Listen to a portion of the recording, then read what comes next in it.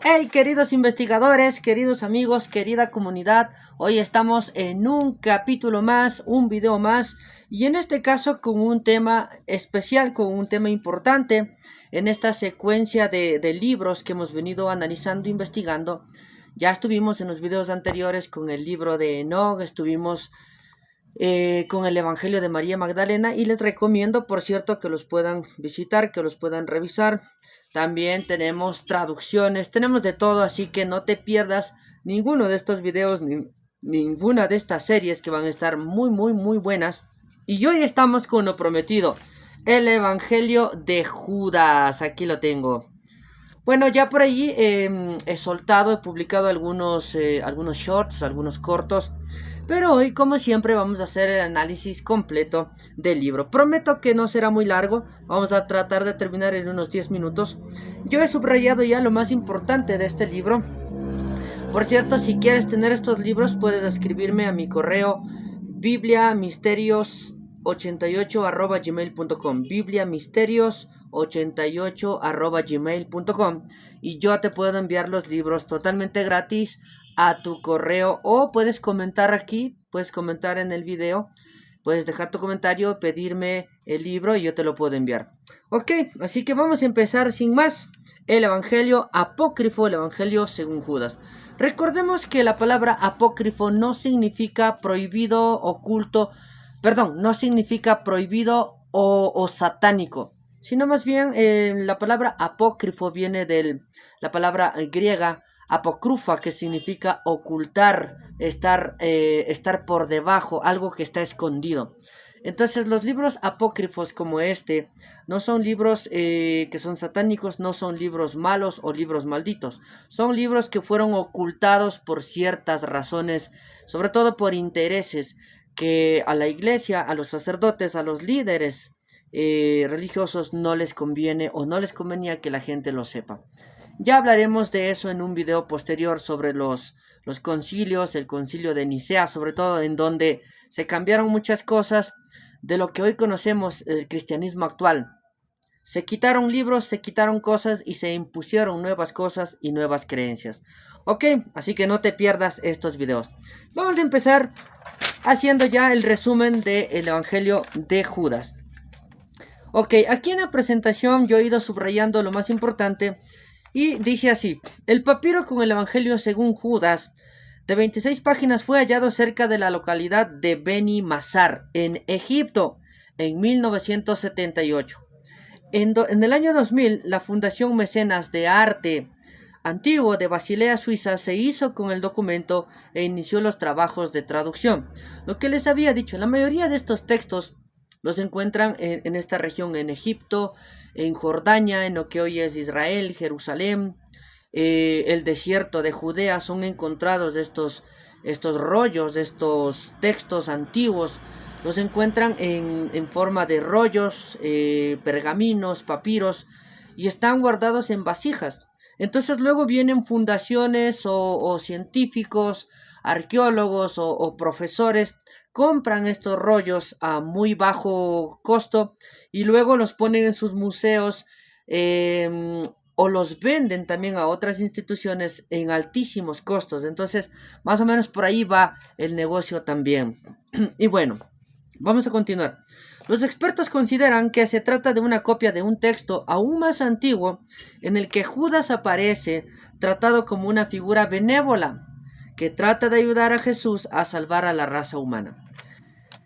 Más adelante, durante 2000 años, la Biblia ha retratado a Judas como el apóstol que traicionó a Jesús, entregándolo a los romanos y recibiendo 30 monedas de plata. Sin embargo, este evangelio retrata a Judas de una manera positiva, describiéndolo como uno de los apóstoles predilectos de Cristo y explicando su traición como la culminación de un plan divino destinado a provocar la crucifixión y así dar origen al cristianismo. En pocas palabras, Judas habría traicionado a Jesús por órdenes del mismo Jesús.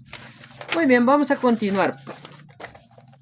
Y aquí vamos ya con lo que yo he ido subrayando. La orden secreta de Jesús.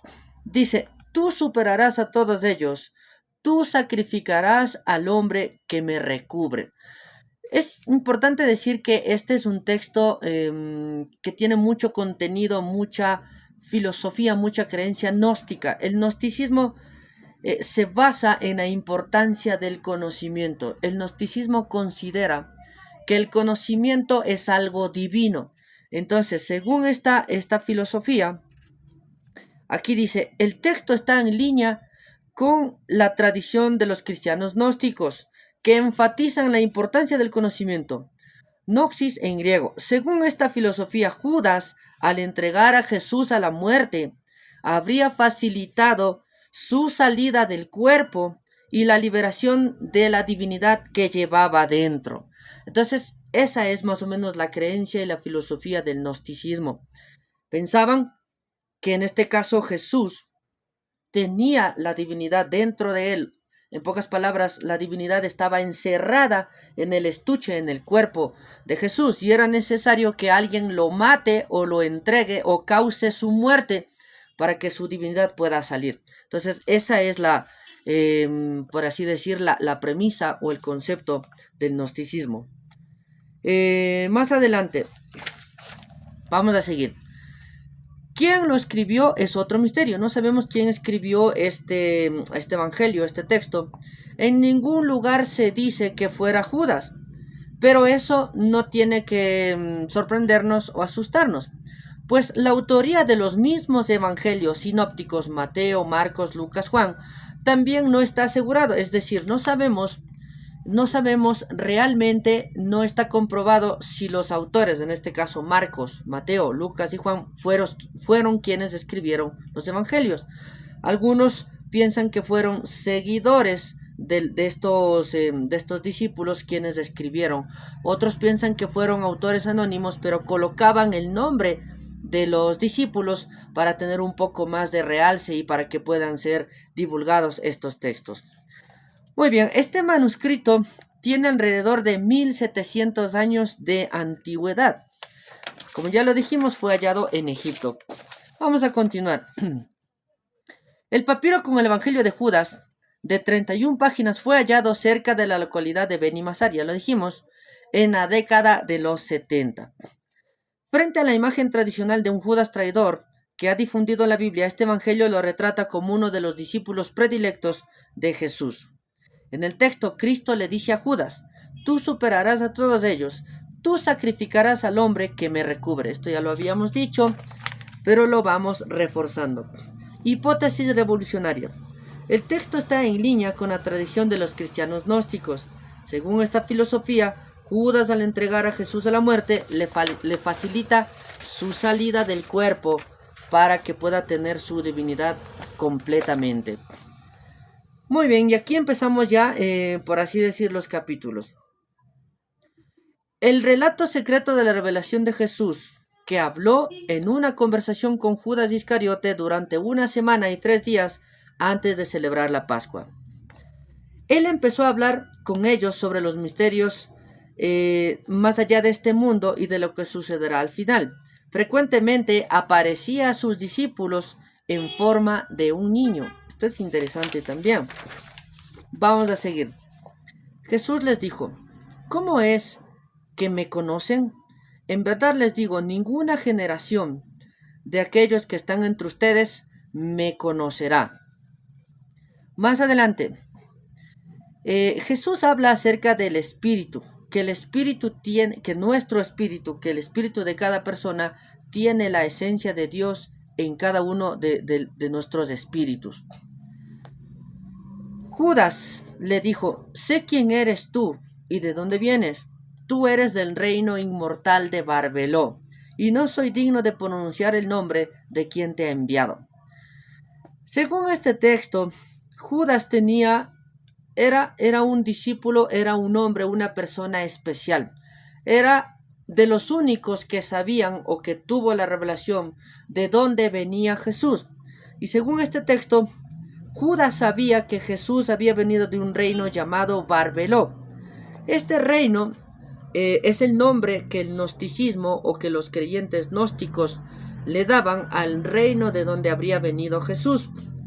Este reino era conocido como el reino dividido, el reino divino e inmortal, de donde habría venido Jesús, representaba la sabiduría suprema. Judas era el único discípulo que reconocía el origen verdadero de Jesús. Vamos a seguir.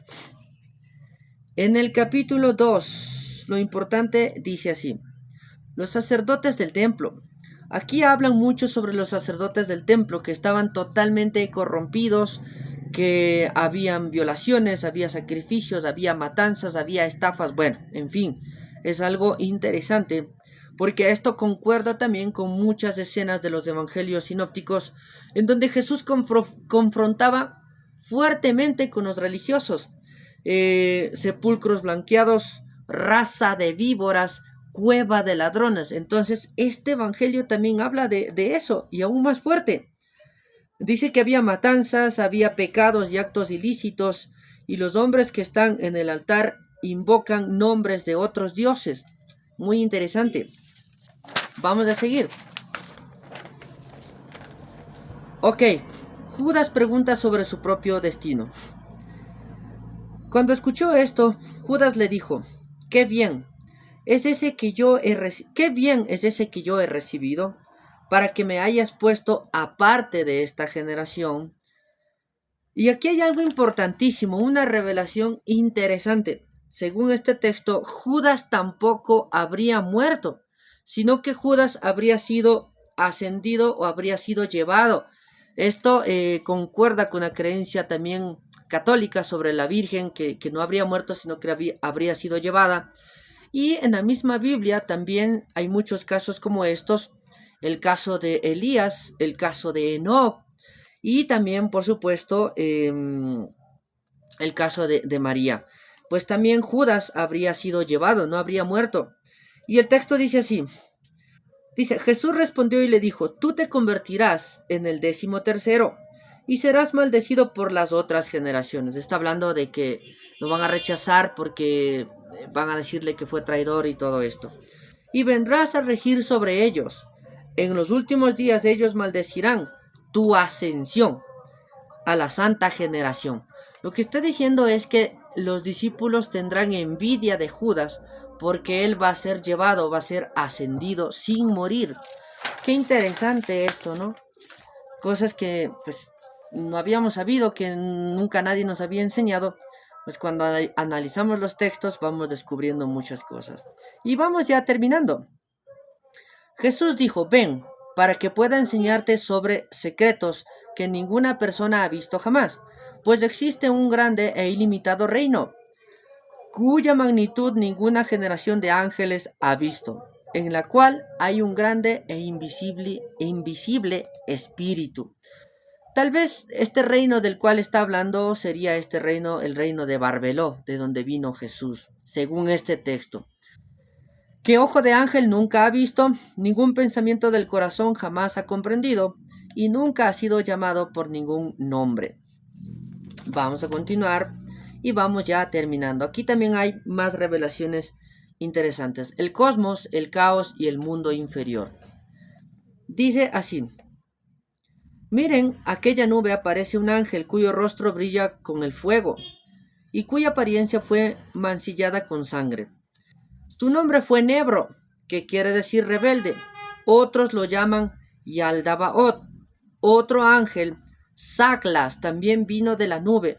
Así Nebro creó 6 ángeles, al igual que Saclas, para ser asistentes. Y esto produjo 12 ángeles en los cielos, con cada uno recibiendo una porción de los cielos. Voy a explicar esto.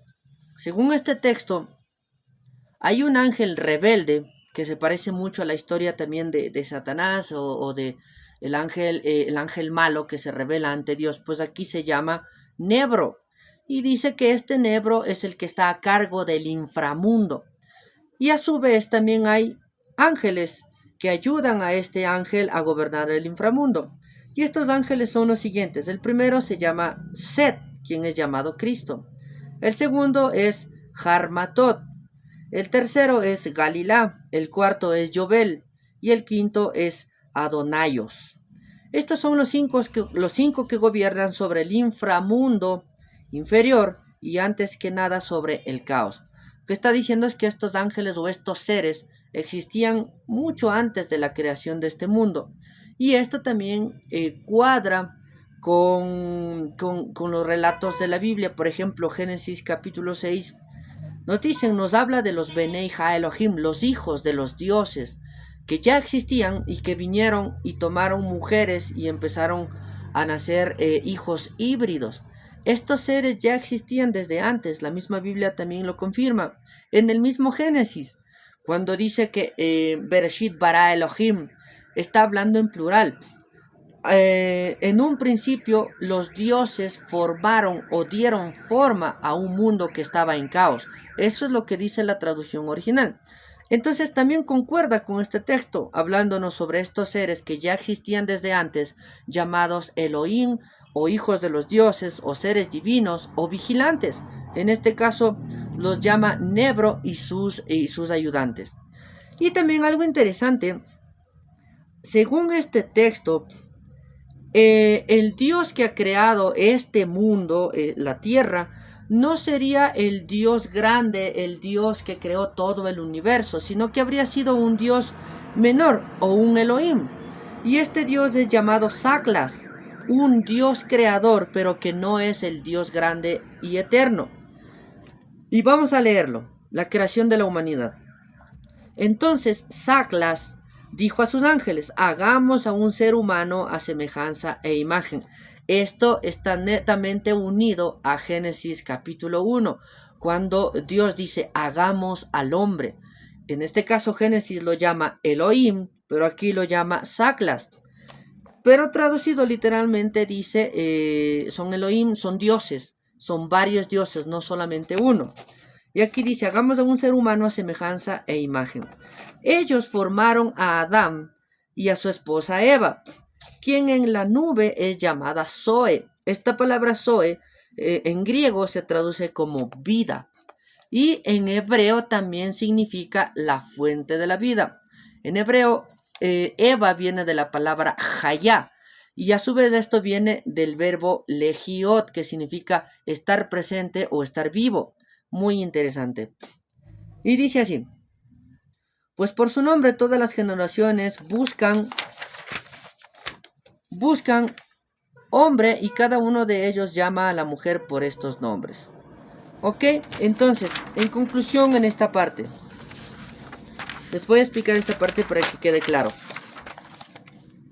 Saklas es considerado un demiurgo. Demiurgo quiere decir un dios pequeño y que no tiene mucho conocimiento. Prácticamente es un ignorante. Y aquí el Dios del Antiguo Testamento sería un arconte principal o un Dios falso. Y aquí se responde muchas preguntas que a veces yo me he hecho y que mucha gente se hace. De que por qué en el Antiguo Testamento hay muchas contradicciones. A veces Dios se presenta como todo amor.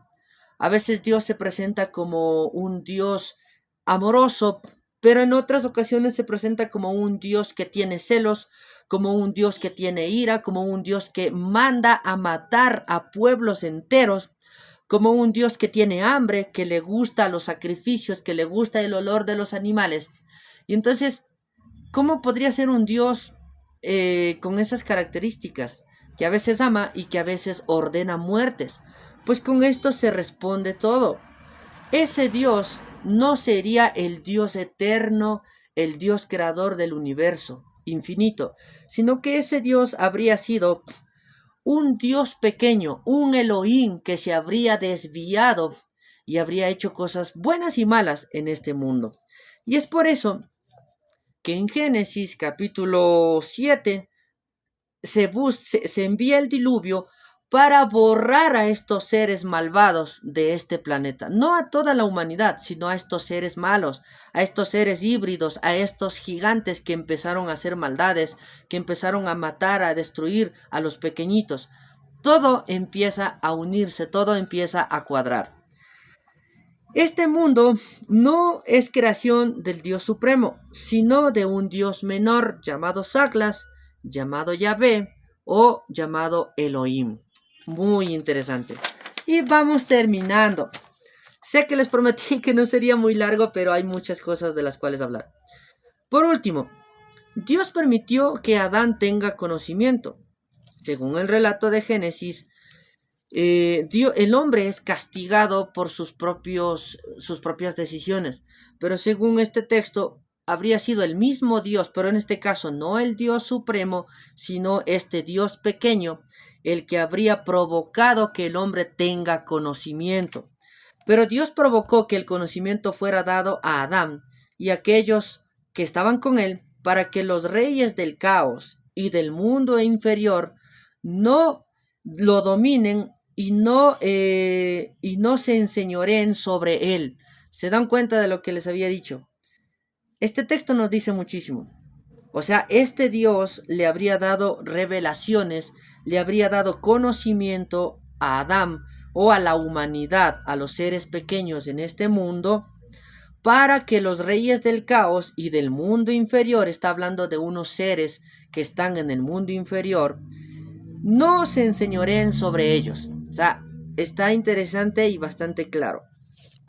Y ahora sí, llegamos a la página final. Jesús habla de aquellos que están bautizados y de la traición de Judas. Pero tú sobrepasarás a todos ellos, pues tú sacrificarás al hombre que me reviste. Y dice así: en verdad, tu última se hizo cerca de... A ver, bueno, aquí hay líneas que están perdidas. Ese es uno de los problemas de estos textos, que hay muchas líneas perdidas. El regidor pues será destruido, y entonces la imagen de la gran generación de Adán será exaltada. Pues antes que los cielos, la tierra y los ángeles, esa generación que es de los reinos externos existía. Mira, se te ha dicho todo. Levanta tus ojos y mira a la nube y a la luz dentro de ella y a las estrellas que la rodean. La estrella que guía el camino es tu estrella. Judas levantó sus ojos y miró la nube luminosa y entró en ella. Aquellos que estaban en el suelo escucharon una voz que provenía de la nube, diciendo: la gran generación, imagen cerca de 5... Bueno, aquí hay líneas que están perdidas también. Según la última hoja o el último capítulo, nos está describiendo que Jesús le estaba explicando a Judas cómo ser ascendido o cómo subir ya al cielo. Y aquí nos dice, aquí se habla de la nube, ¿no? Seguramente la nube podría ser un carro de fuego, podría ser una nave o podría ser algo sobrenatural. A lo cual dice aquí el texto que Judas miraba y tenía que ver una estrella específica, y al ver esto él sería llevado. Entonces, según el último capítulo de Judas, lo que dice es que Jesús ya le dio una forma de poder subir al cielo antes de que Jesús sea muerto, sea entregado, para que Judas no sea tampoco considerado traidor y no termine suicidándose, como conocemos en los evangelios sinópticos. Ok, espero que les haya gustado y disculpa si por ahí me he trabado, pero he tratado de hacer lo más resumido posible. Así que no te olvides de suscribirte, de compartir este contenido de carácter académico, de carácter educativo. No te olvides de mirar mis videos, escríbeme a mi correo y, como siempre les digo, si quieres saber algo, averígualo por ti mismo.